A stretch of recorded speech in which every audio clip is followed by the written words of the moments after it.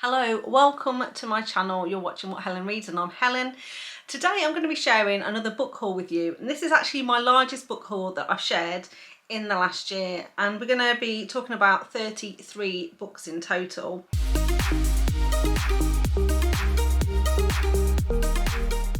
So it wasn't too long ago since I did my last book haul, but since then it's been Christmas and also my birthday, and I've had a lot of vouchers that I've been able to spend, and I've treated myself to a few things, so that's why I've got a few more here today than I normally would have to share with you. And so without further ado, we're going to get stuck in. So the first set of books I'm going to share with you is actually a series of books, and this is the Stay a Spell series from Juliette. And last year she actually set up a Kickstarter where you could buy some hardback special edition copies of her Stay a Spell series, and I decided I was going to go for the whole collection. I couldn't just have one or two books, I needed to go for them all, and they finally arrived in November and I was absolutely delighted to receive them. So the very first one in this series is Wolf Gone Wild. This is a paranormal romance between a werewolf and a witch. Essentially, if you've not heard about this series yet, it's a paranormal series set in New Orleans. It revolves around the Savoy sisters, who are witches, and Jules is the eldest sister, and she is kind of like the most senior paranormal creature in New Orleans, and kind of is responsible for keeping order. In terms of paranormal creatures in this world, we have witches, werewolves, vampires and grims. And so as we go through the course of this story, we learn more about each of those different types of paranormal creatures, and each of the Savoy sisters, because there's 6 of them, gets their own partner. So in this very first one, we are following Matteo and Evie, and Matteo is a werewolf, but he's had a hex placed on him and he can't transform into his wolf, and so the inner wolf is absolutely driving him crazy, and his inner wolf is named Alpha, and he starts to talk to him and he's absolutely driving him mad, and he goes to see Evie, who is a very famous and very powerful hex breaker, to see if she will help him and break the hex, and that's kind of how they start their relationship, how they get together. This special edition hardback cover is absolutely beautiful, and it was signed by Juliette in the front there, and then inside the actual chapters themselves are really pretty. Each one is kind of headed up with a really nice image, and also this set you could get special vellums as well to put in these, so each book comes with 2 vellums, and I've placed mine in the book already, so you can see the vellum there in that particular bit. Then we have Don't Hex and Drive. So this is a really beautiful edition for Don't Hex and Drive. This is book 2 in the series, and in this one we're following Devraj and Isadora. Devraj is a vampire, and Isadora is one of the Savoy sisters, and this starts basically where Isadora is kind of like an earth witch. She is very good with plants, and she is out cycling on her bike, and she gets kind of hit by Devraj, who's driving his car. He kind of runs into her, they have a bit of a meet cute, and he takes her home, makes sure she's looked after, and their relationship kind of goes from there. And then again inside this one, it's been signed by Juliette, and the chapters have got really nice artwork in there, and then this one came with some vellums as well, so that's one of the vellums there inside that. So then after that we've got Witches Get Stitches, and in this one we're following Violet, who again is one of the Savoy sisters and a witch, and Nico, who is a werewolf, and he happens to be Matteo's cousin, so he is related to the hero from book 1. In this one, Violet and Nico kind of meet. They have a very special moment together, and several weeks go past. Nico can't get her out of his mind. He ends up going to New Orleans to play in a bar there, and Violet kind of like sees him again, and he's very interested in Violet, but she definitely wants to keep him at arm's length. She's not interested in pursuing a relationship with Nico, and also Violet owns a tattoo shop, and one of her special powers is that she can enchant the tattoo she makes with special spells, and as we go through this series we learn that werewolves are kind of second-class citizens in the paranormal community. They're not fully accepted by their paranormal by the other paranormal communities, and the Savoy sisters set about trying to make people understand that werewolves should have equal rights and be treated just the same as the other people in the paranormal community. But of course, one of the problems with werewolves is that they've had a spell placed on them. The reason they exist in the first place is because a powerful witch placed a spell on a very bad man, cursing them to have like, you know, turn into beasts and become these werewolves. And therefore one of the reasons they are kind of not accepted in this community is because they're thought to be very, very dangerous. They can't always control the inner beast, and sometimes they go into a rage. So Violet actually starts to look at creating special tattoos that will allow, that are specially spelled, that will enable a wolf to better control their beastly forms, and so plays a very pivotal role in the rest of this series as we go through in terms of how the werewolves are end up going to be treated. This is the same for the other books. Juliette Cross signed on the inside. The chapters have got absolutely beautiful illustrations, and then they this one came with some vellums as well. So that's one of the vellums in there that I placed inside the book. Then book 4 in the series is Always Practice Safe Hex. And this is Livy and Gareth. And now Gareth is a Grimm, and I absolutely loved this one because from book 1 we got a glimpse of the Grimms. They are very, very secretive. They're the least known of this group of paranormal creatures. They are very powerful. They wield a lot of information, but they very much keep to themselves, don't share very much in terms of about their powers. And in this one, because Livy ends up starting a relationship with Gareth, who is a Grimm, we start to find out much more about what the Grimms are doing. And I thought this was absolutely brilliant because it's very deliciously dark. The Grimms are quite dark and powerful characters, and Gareth in this one I thought was absolutely fantastic. Really loved him as a character, but also loved hearing more about the Grimms as well. So I won't spoil it and tell you any more than that, but it is very worth finding out more about them. And again, Juliette Cross has signed on the inside there. The chapters have got beautiful illustrations, as you can see there, and also has got some vellums inside this one as well. So that's one of the special vellums that go inside the book.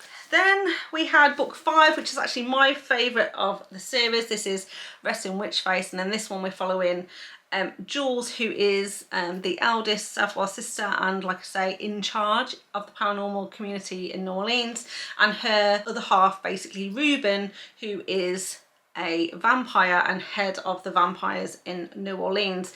Now, what we know from the other books, and this is a relationship that kind of is brewing from the very first book, is that Jules and Reuben used to see each other about 12 years prior to the start of book 1.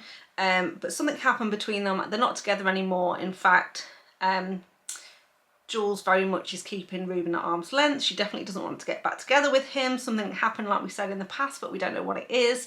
But this is finally their second chance romance. They finally are forced into a close proximity situation where they are forced to get to know each other again, work through some of those issues, and we find out a bit more about their past, why they split up in the first place, and how they're kind of going to work through all of that so that they can finally be together in this one. Like I said, this was my absolute favourite in the series. A 5-star read. It had just the right elements of everything.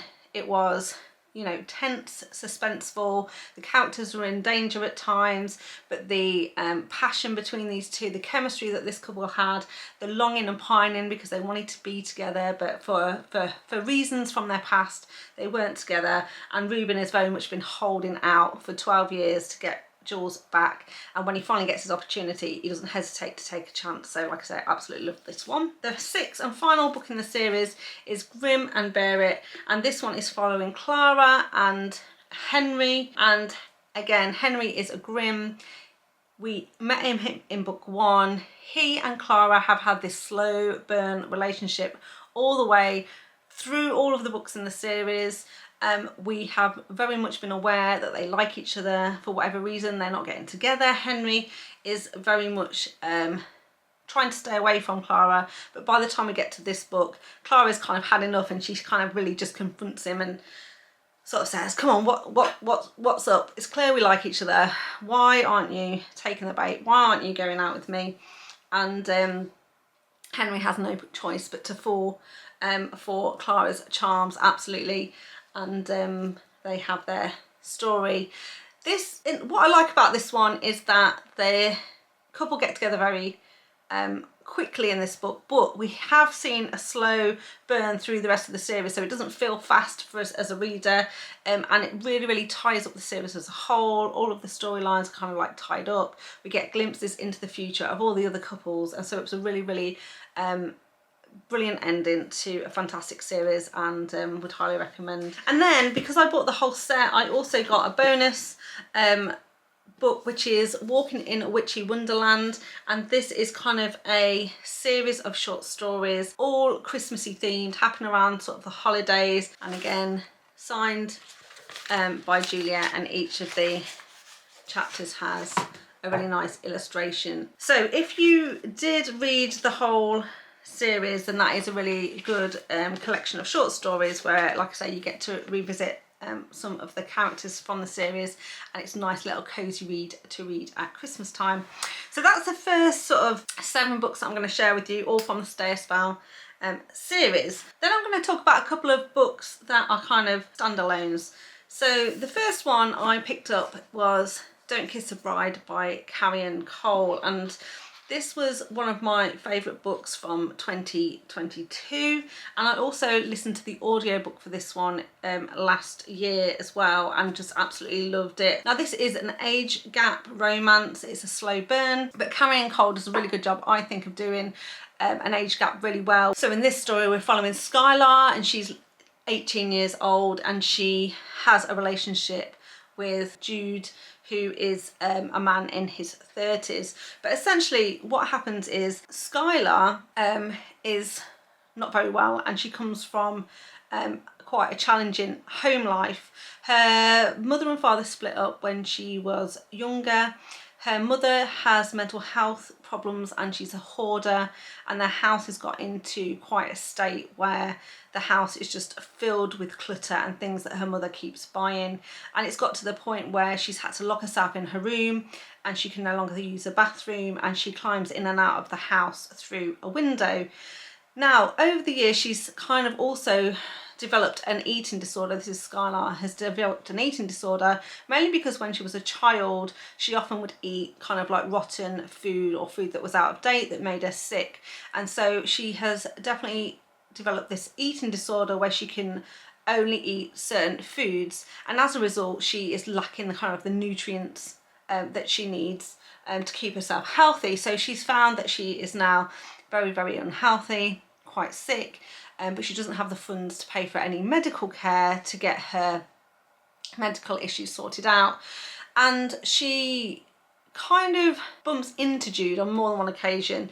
Jude is a construction worker, he owns his own company doing up houses, and he happens to be working on a house next door to the school where Skylar goes to school, and as a result he kind of like notices Skylar, and they have a couple of interactions with each other while he's working on this house. One is when her car breaks down and he helps her get her car to a garage. Another is when she collapses on a pavement and he has to go and help her and take her to the hospital.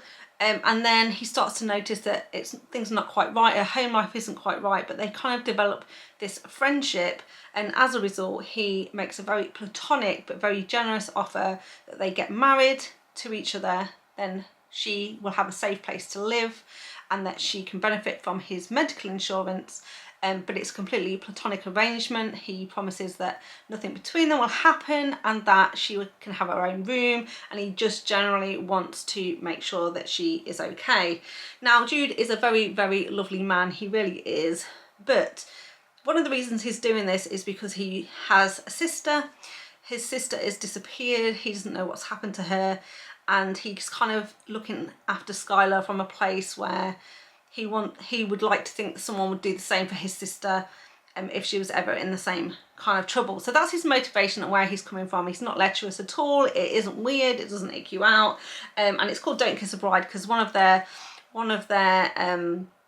you know, promises to each other is that on their wedding day they won't do the traditional "now you can kiss a bride," because obviously it's not a true wedding, but on their wedding day one thing leads to another. They absolutely do end up having a little kiss at the ceremony, and that starts to change the way they think about each other, the way they feel about each other, and from there we get a very beautiful slow burn relationship between them. And Jude absolutely fights his feelings every step of the way, and I just love how this couple interact with each other, and so I really wanted this as part of my collection. Then I had to get myself a copy of Untouchable by Sam Mariano, and again this was not one I read last year, it was one that I read the year before, but really enjoyed. It's definitely a book I want to revisit and reread again, and this is a dark romance. It's a dark bully romance. It's not at all for the faint of heart. You absolutely do need to read your trigger warnings. There is non-con in here, dub con, and lots of manipulation from the hero to the heroine until he kind of gets exactly what he wants. So in this one we're following Carter and Zoe, and Carter is a football player at a Texas high school, so they are seniors in a high school. He is the one that's pretty much untouchable. No one can do or say anything bad about this football team in this high school, and they can all write their tickets. And Zoe gets on Carter's radar because one of his teammates touches her inappropriately. She reports him, he gets suspended from the team, and Carter and the other teammates don't take too kindly to this, so they decide that they're going to teach Zoe a lesson. And Zoe very much finds herself in Carter's crosshairs because it starts out as a bit of a bully situation where he's going to get revenge for his teammate, but she very much intrigues him, and he decides that this is not going to be a one-off act of revenge, and he's going to pursue her and see just how far he can take it. The thing is, this is done in a really good way. I think some bully romances are not necessarily handled very well, but Sam Mariano does a fantastic job here because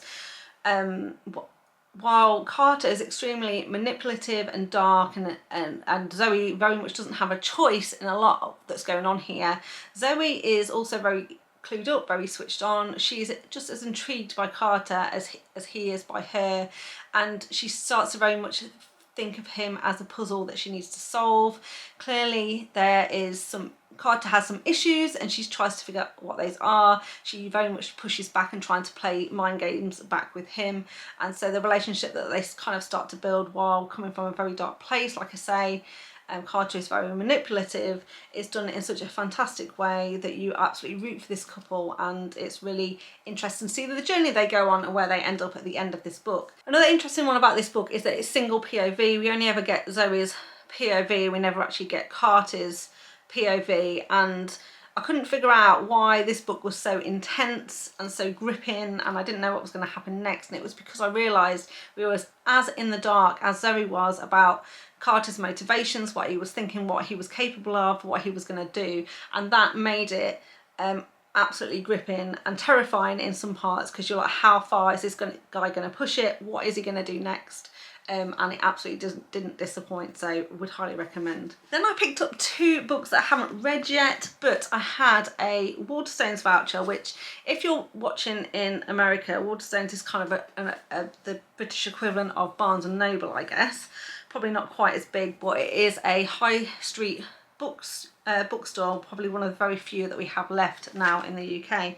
And so I had a voucher for that, and as I was flicking through, I decided I was going to pick up Anna Huang's King of Greed. It's kind of a second chance marriage sort of trope, so it's a couple who are already married, they've been married a long time, and it's about this couple who kind of have issues in their marriage and they start to work that through. So I thought I would snag this one. And then the other one that I picked up was Legends and Lattes by Travis Baldree. Now I don't think this is strictly a romance. In fact, I don't think it is at all, but I'd heard really good things about it. It's been on my TBR for a while. It's not on Kindle Unlimited, so when I saw it in Waterstones, because I had a voucher, I decided I was going to pick up the physical copy rather than buy it as an electronic copy.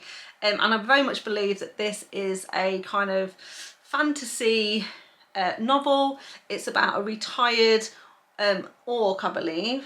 Yes, retired orc. She used to be a barbarian, so a fighter, and she's kind of like gone into retirement, and she's opened up like a coffee shop. And I think people come into the coffee shop, conversations happen. I don't know, it sounds like it would be a good cozy read. And like I say, I've had this on my TBR for a while, so not a romance at all, but something that I thought would be fun, and so I'll pick that one up for when I fancy something a bit different. And then I have a non-fiction book which was actually bought for me as a Christmas present from a colleague at work, and it's called A Word Slut by Amanda Montell, and as you can see on here it says it's a feminist guide to taking back the English language. Now I absolutely love English, the history of the English language, words. At work I kind of do an editorial sort of role, and I am known as the wordsmith, and so this is a sort of book that's right up my alley, and it's about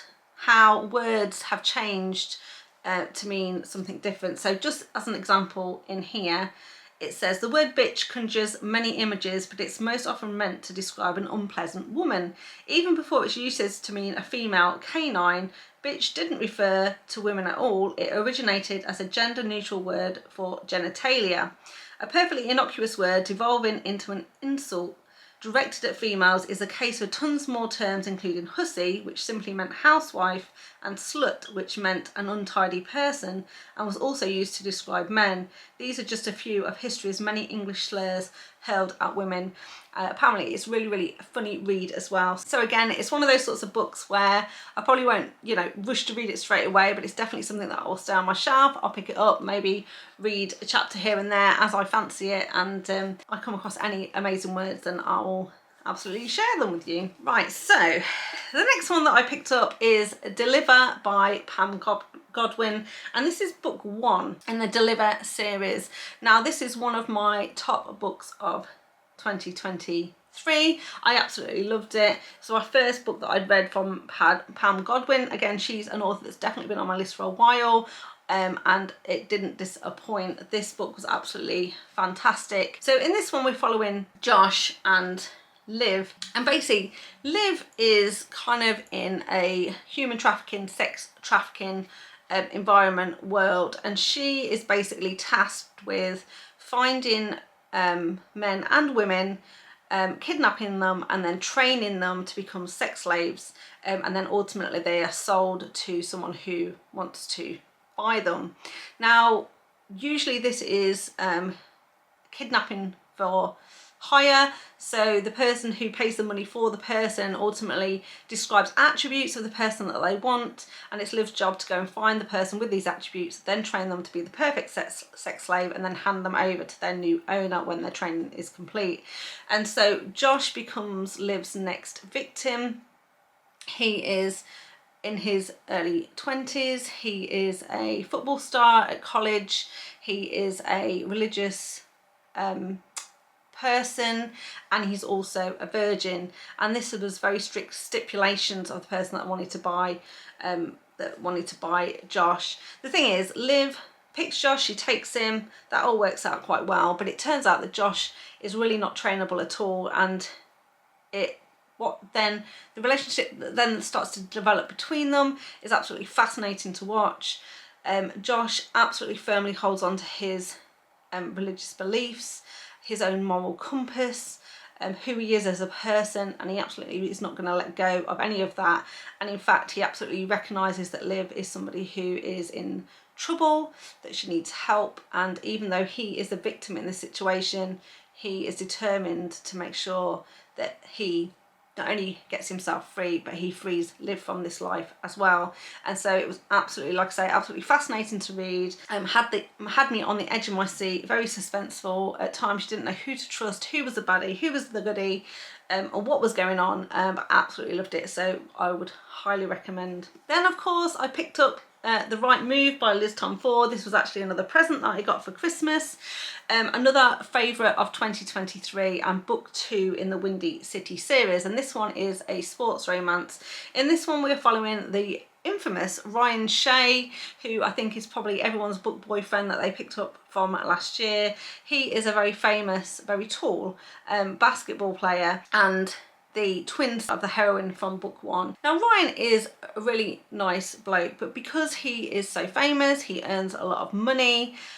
He is very, very careful about what he does in his private life. He doesn't like to go to parties, he doesn't want to be in the media, and he also very much stays away from women because he thinks not only are they a distraction, but he doesn't need kind of like the hassle. So he has chosen to be celibate, but he lives a very lonely life as well, because all he does is work, and when he comes home he spends a lot of time on his own because he, like I say, he doesn't like to go out and socialise, doesn't like to party, and so he is quite a loner and very, like I say, focused on his job. Now normally that would be a good thing, right? Your boss would normally be very happy about that, but he is now the captain of this basketball team and he's struggling to bring the team together, and people are kind of scared of him. He's kind of like a bit of a drill sergeant getting people to do stuff, and the general manager pretty much says to him, hey, you need a better work-life balance, you need to figure out who you are as a person, and then you can bond with these guys and you can understand where they're coming from and why they might need social interactions for themselves, and it's not all about work.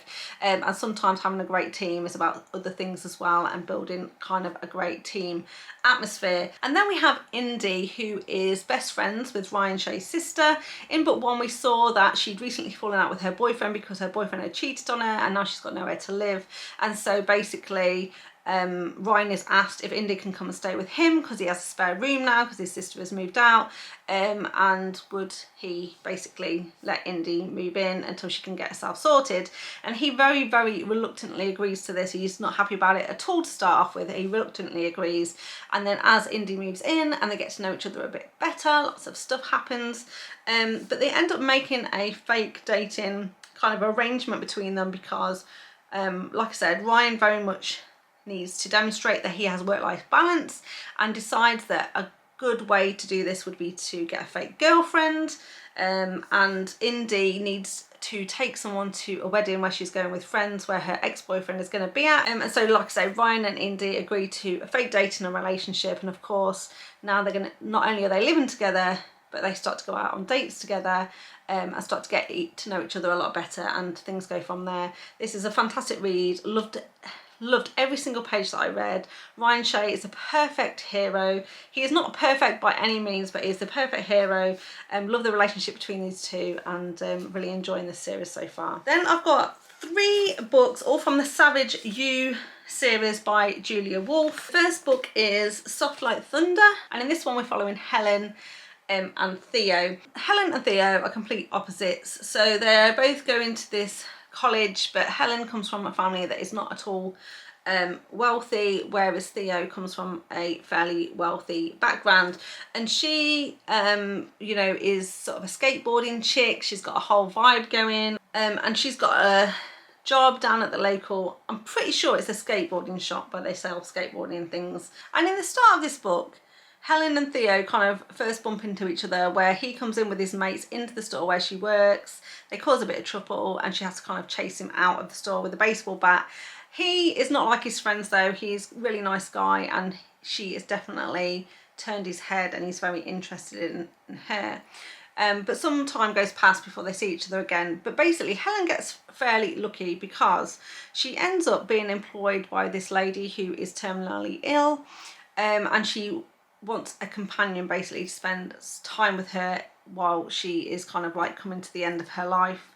And as part of this deal where she's working for her, when this lady finally passes away, she leaves Helen some money that she can use to go to college. So she ends up going to college where she never thought she'd get the opportunity, and the college that she ends up going to is Savage U, where Theo is also in attendance. And she's got herself into a bit of a pickle because she's been trying to make extra money by selling drugs on campus, and she's got herself into a bit of a situation where the drugs have gone missing. She doesn't have the money to pay the drug dealers, and now they are breathing down her neck to get the money back. Then we move on to book 2, which is one I picked up as well, Bright Like Midnight. I absolutely loved this one as well. It's a toss up between this one and the book 4 in the series, which was actually my favourite. In this one, we're following Amir, and he is the brother of the drug dealer from book 1. And we kind of met him in book 1 as well, because Helen has a roommate called Zadie, and when Amir comes to collect some cash from Helen, he kind of keeps Zadie hostage while he says to Helen, go out and get me the cash, bring it back, and in the meantime I'll just stay here with Zadie just to make sure that you come back with my cash. And so Amir and Zadie then have a bit of a moment together while they're together. He doesn't hurt her. He eventually goes on his way, but Zadie can't then get Amir out of her mind, and when she gets an opportunity to go to a party where Amir is at, she takes it. She goes with this kind of boyfriend. She's been dating him, she's dated him a few times, and he is also in a bit of trouble with Amir, and Amir is going to beat him black and blue as punishment for what his transgressions against his brother, but Zadie says, no, don't hurt him, I'll pay off his debt. And then she kind of becomes his sort of slave, if you like, and it's purely domestics in nature. So she has to go around to his house and clean his house and cook for him and all his friends and everything, and they don't have a sexual relationship to start off with. It's not that kind of sort of debt, but again, they are very attracted to each other, they're very intrigued by each other, and over time, in the course of this process where she's kind of spending a lot of time with him at his house, they get to know each other a bit better, and their relationship goes from there. I particularly like this one because Amir is so dark and broody, and is the kind of hero that I really like. There's an edge of danger there, but ultimately he's a great guy, and would absolutely look after Zadie when they finally sort themselves out. Now, book 3 in this series I already own. It's called Sweet Like Poison. I already own that one. I picked that up at Rare 23 London and got that one signed from the author, and it's one of the reasons why I got these other books, because I absolutely love this whole series. For me, it was a 5-star series, and the 4th book in the series, this one here, Real Light Daydreams, was another of my favourites from 2023, and so I kind of wanted to complete the set. In this one, we're following Julian and Serafina, and Julian was best friends with Amir. He was in an accident that took place in book 2 where he was hit by a car, and now he has been left with a facial scar. So he's got a scar on his face, but also he has trouble walking because his leg was damaged, and now he's in physiotherapy, and as a result he's moved out of Amir's house, and he's now living with Lachlan, who is the hero from book 3, because he had a ground floor room that he could stay in, so he didn't have to go up and down stairs and everything. But he's become quite angry and bitter and isolated because of his injuries, and that's where Serafina comes in, because Serafina is somebody who is in one of his classes. She is a drummer in the marching band, and it's her dream to become drum captain. Now, the current drum captain and Julian have a bit of an altercation, and the drum captain decides that he wants to get revenge on Julian. So he makes a deal with Serafina and says, hey, I want to get revenge on Julian, and if you want to be the next drum captain, which I can help you absolutely be, then you are going to help me get my revenge. And by doing that, what you're going to do is you are going to pretend that you like him, go on a couple of dates with him, get him to fall in love with you, and then you're going to break up with him and break his heart, and he thinks that's a fantastic idea. And Serafina agrees to this, but she also really, really likes Julian, and she decides that she's going to tell him the truth about what's going on. So then she says to Julian, will you pretend to go out on a couple of dates with me, fall in love with me, then I can break up with you, then I can become drum captain. And Julian agrees to do this in exchange for her helping him with his physiotherapy and with his recovery from his leg, and then obviously their relationship goes from there. And then another series that I absolutely loved, and I only started reading it at the end of 2023, but one of these books did make it into my top 8 mafia romances, and that was Dom by S.J. Tilley. So I decided I was going to buy the whole series of this as well. So these all turned up, and this is all the Alliance series. So the first book in this series is called Nero, and basically this Nero is a mafia head. He heads up the Alliance basically, and the Alliance is not one particular mafia faction. It's a conglomerate, shall we say, of multiple mafia factions. Essentially, Nero kind of went in, destroyed the infrastructure that was in the city. I think it's Minneapolis where they are. Destroyed the infrastructure that was there, and then took the best bits of the mafia families and the mafia groups that were there and formed the alliance. And so now he controls the city. Now in this one, at the very start of this one, he is being chased by police, or the police are trying to find him, and he sees an open window, an open balcony, and he kind of steps into it, and he enters into the apartment of the heroine, Peyton.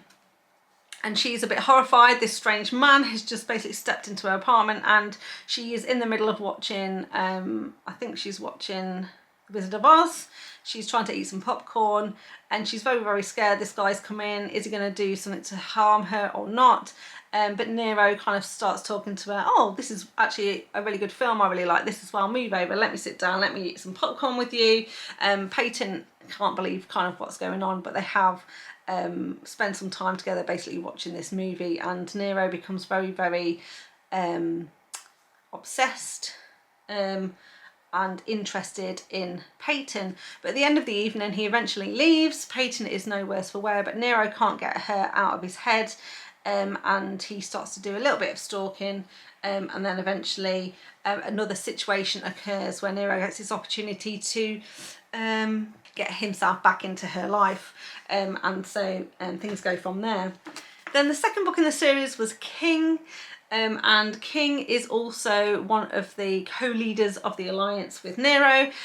He's been a silent partner up to this point because King is actually wealthy in his own right. He comes from a very wealthy family. He is very good friends with Nero though, and they decided to run the alliance together, but like I say, he's a silent partner. So for all intents and purposes, everyone believes that Nero is actually in charge, but really he's running it in conjunction with King. And King has been content for no one to know who he is. It's much safer for him and his family if no one knows his connection to the alliance. However, that all changes in this book when he goes with his sister to see a friend who has recently had a bit of an injury, and on the same day another lady, Savannah, comes to see the same person who's injured because she's also a friend, a mutual friend, and she brings with her a new fella. Now she's on a third date with this man.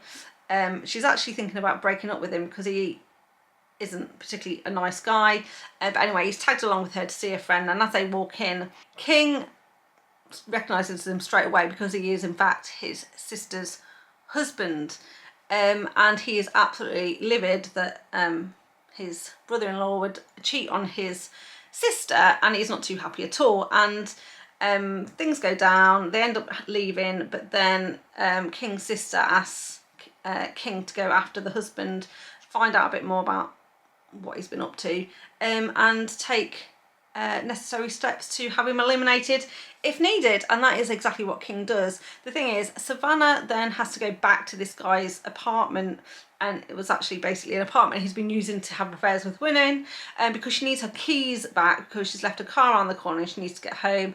And when she goes back to basically pick up her keys, King is already there,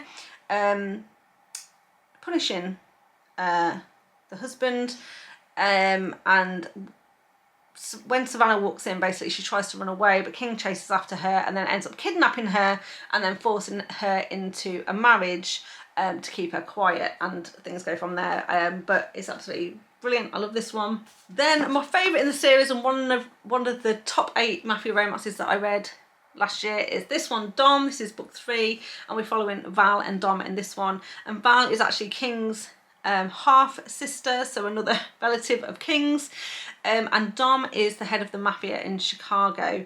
Now Dom needs to form an alliance with the alliance. He needs to go into partnership with the alliance because he's got some people hunting his family down. Some family members are being killed one by one, and he really, really needs the support of the alliance in order to get back at his enemy and keep his family safe. And so he decides that the best way to do this is to seduce Val into marrying him, and then basically through a marriage he'll worm his way into the alliance basically, and King will have no choice but to help Dom out. The thing is, he sets off by completely tricking Val. he sets up a bit of a meet cute in an airport. They have a they spend some time together on a plane, and then they kind of have this long distance relationship where they're texting back and forth and getting to know each other, but all this time Dom doesn't tell Val who he is or what his intention is until he has an opportunity to meet up with her in Las Vegas, where he basically tricks her into getting married. And at first she thinks it's because he really cares about her and wants to be with her, and then she finds out that it's really been a ruse the whole time because he really wants to join the alliance and use her to get closer to her brother. Of course, Val is very upset by this turn of events, but Dom basically, through this experience, through getting to know her, spending more time with her, he actually realises that he does really care about her, and then he's going to have to go to some great lengths to make sure that she stays with him. I love this one because Dom is completely over the top, obsessive. He does some wild and crazy things, and I really love that about a mafia hero. He's completely unhinged, and I really appreciated that about him. And then the final book in the series is a relatively new release, and this is Hands by S.J. Tilley. And we'd seen and heard about Hands in the other books. They're all trying to take down this kind of like human trafficking sort of ring, because they don't deal with humans, obviously. They all are very much against selling people as part of their business. And they think Hands has got something to do with this. So Hands sort of started out as a bit of the enemy. They're trying to track him down. They don't know who this guy is. But then over the course of the series, we start to realise that Hands maybe isn't the bad guy, and he's on their side with the same aim, which is to bring down this sex trafficking ring. And Hands is very much a one-man assassin. He often helps some of the people, again some of the characters that we've met, but essentially he's a lone wolf and kind of very much works on his own. And his love interest in this one is actually a neighbour. So a lady called Cassie moves in to the house opposite him, and she's got her eye on Hands, and she starts to leave food on his doorstep.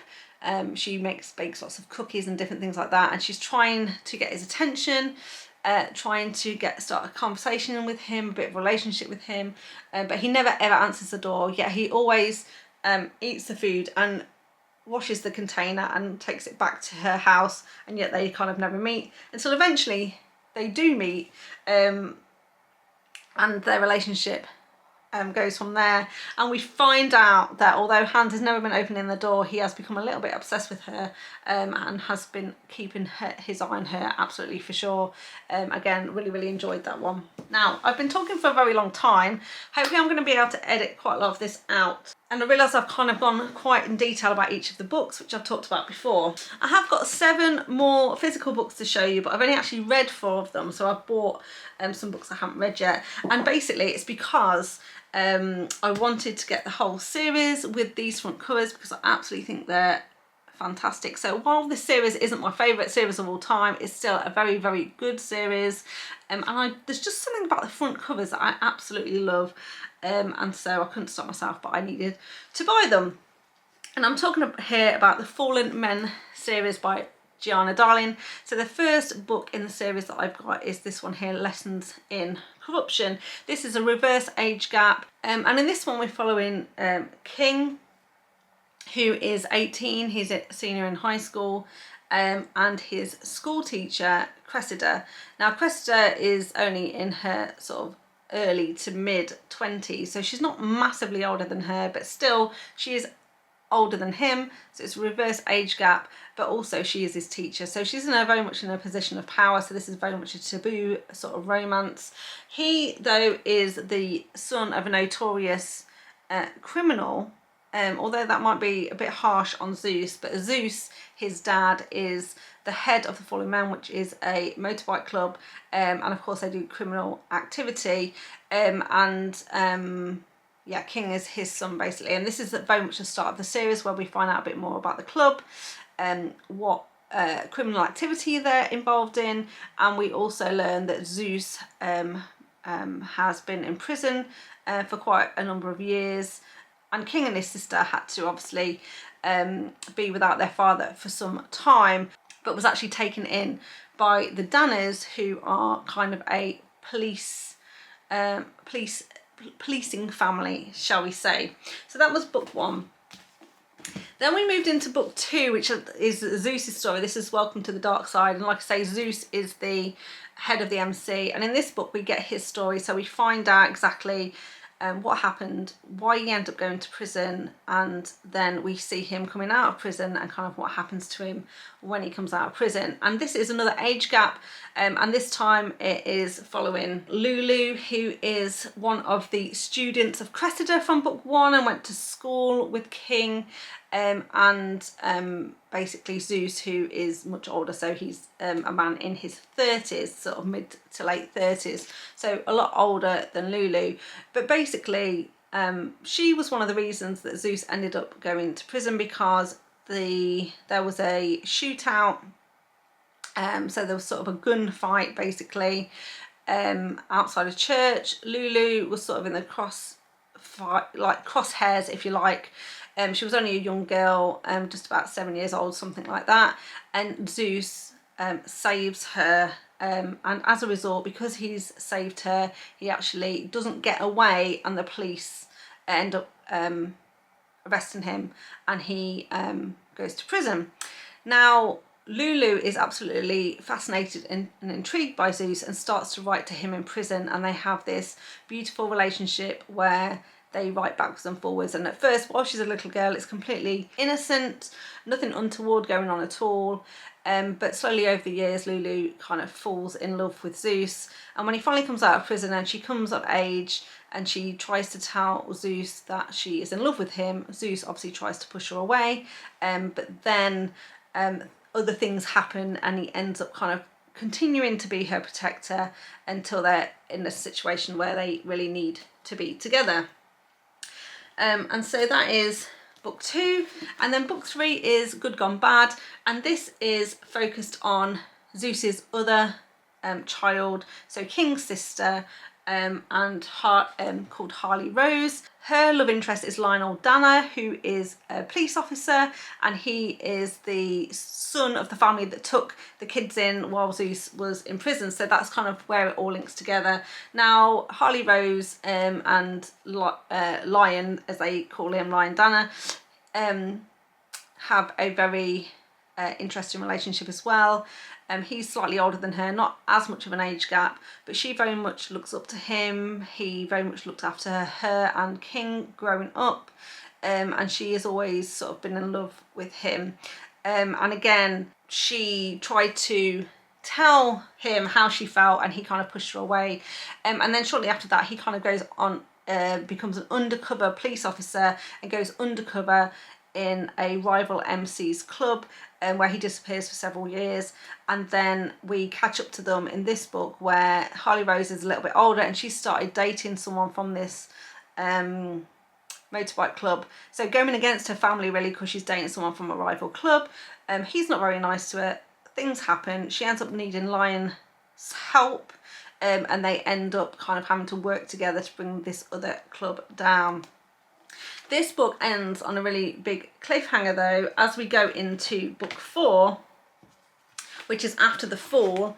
And this is one of the books where not only have I got a physical copy, but it's one of the audio books that I wanted to mention, because I really wanted to read After the Fall, but I was very reluctant for 2 reasons. One, because in this book we revisit King and Cressida's relationship, but 2, because like I say, book 3 ended on a massive cliffhanger, and I really didn't know what was going to happen to Zeus, and I was really scared to read this book to figure out what was going on with Zeus, how he was going to get out of trouble, but also why did we need to go back to King and Cressida's book? What was going to happen to their relationship? We'd left them in such a good place when they got their HEA. Why were we going to have to revisit them? And so for quite a lot of reasons, I kind of was very hesitant to read this book, and I decided I was going to listen to it as an audiobook instead. So I got this not only as a physical copy, but I also got the audiobook of this one, and I really enjoyed it. And we kind of figure out exactly what's going on, how it all happened.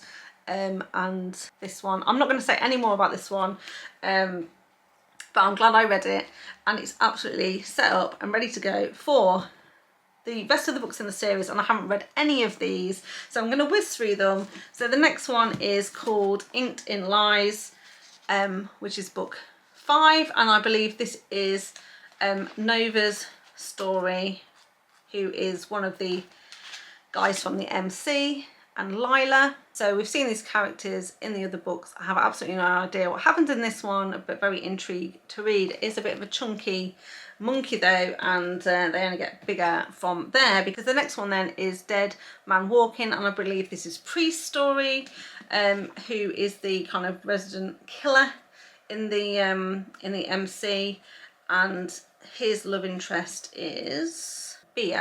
And then finally we have the latest release in this series by Gianni Darling, which is Caution to the Wind, and in this one we get Axeman's story, and he has a relationship with May. Right, so then 2 ebooks what I want to talk about. The first one is The Fixer by Renee Rose, and is part of the Chicago Bratva series. The book 1 in this one was also one that made it into my top 8 favourite mafia romances of 2023. This is a dark Bratva billionaire romance, and in this one we're following Maxim and Sasha, and Maxim actually works for the head of the Chicago Bratva Mafia, who is the hero from book 1, but they have ties to Russia, and he's called back to Moscow because an old boss of his is dying, and he wants to make sure that his daughter is taken care of. So he asks Maxim if he'll marry Sasha, take her back with him to the United States and keep her safe. The thing is, Sasha has inherited an awful amount of money. She is very, very wealthy, and this mafia guy in Moscow owned a lot of oil fields, so she's inherited a lot of money, but the father puts this into a trust for Maxim, so basically he controls her cash, if you like.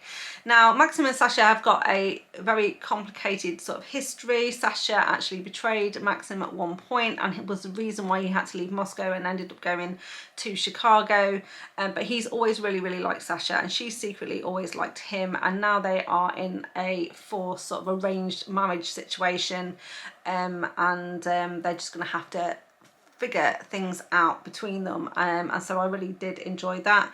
And then the third book in the series that I also got on ebook is The Enforcer, and I really enjoyed this one because I thought it was quite unusual. I'd not read about this type of hero before, but essentially the hero in this one is Oleg. He's been very much he's very, very large. He's kind of like the bodyguard, if you like, type of person. I mean, the title of the book is The Enforcer. He's kind of the enforcer, but he's essentially mute, and we find out he's mute because he's lost his tongue, and his tongue was deliberately removed by a previous employer so he couldn't share any of his secrets, and he's never made any effort to communicate with people. He's very much cut himself off, so he's this dark, brooding, silent sort of hero.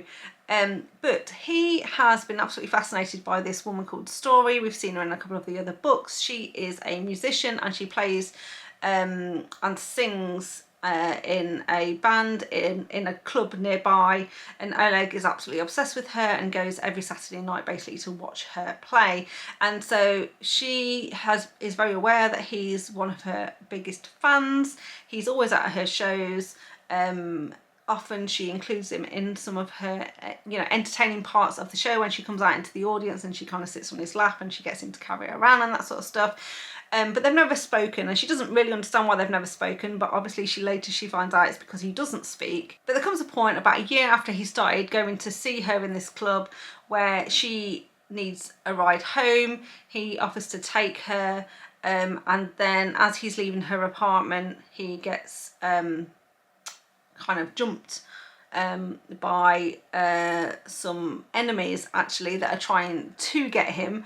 He manages to fight them off, drags himself back to her van, but collapses, and in the morning she finds him, she takes him inside, and then she does a bit of caretaking to bring him back to health, and eventually they start this relationship, and she figures out that he doesn't have a tongue and that he doesn't speak, and she encourages him more and more to start to communicate, not only with her but for other people around him. And I just thought it was a really, really interesting dynamic. I'd not seen it before, but really enjoyed how their relationship sort of came together. Also, I think Renee Rose does a really good job of packing quite a lot into fairly short books. These books are not on the longer side, they're much on the shorter side, under the 300 page mark, and I really appreciate that because they're fast paced. She just says what she needs to say to get her message across, and that's one of the reasons I like them so much, because I think they're really well written. There's a really good balance of mafia content with the romance, and so far her heroes and heroines have been quite interesting and a little bit different, so I've really enjoyed that as well. And then finally, I've already mentioned one of the audios I got, which was After the Fall. Another one that I purchased was Fall Into You. I also have the physical copy of that. That's a JT Geisinger. I picked that one up because I absolutely love her writing style, and the narrators she picks are always really, really good as well. And then the latest one that I'm currently reading right now, I haven't finished it yet, but I started this one yesterday, is Rules of Engagement, also by JT Geisinger. It's a standalone from her. It's a sports romance, and so far I'm really enjoying it. It's about a quarterback of a football team who has really needs to repair his reputation, otherwise he's in danger of losing his sponsorships, and in a last ditch attempt, his agent wants him to try and find a wife and get married and settle down, and they go to this kind of dating agency. So they go to this lady who is known to be one of the best matchmakers around, I guess before a dating app, you know, but she's going to match him up with some people, and of course it's going to be one of those sorts of tropes where in the course of her trying to find him the perfect partner, they actually figure out that they're the perfect for each other. So I'm really enjoying it so far. He's really, really grumpy, a really grumpy, miserable hero, and she is really, really holding her own, and you know, she's extremely exasperated with the hero, but she is absolutely up to the challenge of trying to make this guy into the perfect gentleman. So hopefully I'll be able to share how I get on with that in a reading wrap up later this month, because hopefully I'll finish it soon, but really enjoying that one so far. So there we go. I have been recording now for well over an hour. Hopefully I'll be able to cut a lot of that out. I'm really, really happy with all of the books that I've hauled. I'm not sure when I'll do my next one, because it'll probably be a while before I'm able to buy any more books, but hopefully it won't be too long and I'll be able to share some more purchases with you soon. Hopefully you are still with me. If you got to the end, thank you very, very much for sticking with me this far. I hope you enjoyed the book haul. If you did, please give me a thumbs up. Remember to subscribe to the channel if you want to see more content from me, and look out for my January reading wrap up, which will be out next week. So until then, have an absolutely fantastic week, and I'll see you soon. Bye. My battery totally ran out. I'm really scared I've just lost all of that, but we'll see. Hopefully when we go back to, when we edit, it'll be all fine. Anyway, and she's got a job down at the record store. Is it a record store? No. Oh yeah, this is what happens, isn't it? It's going to be a long night, isn't it?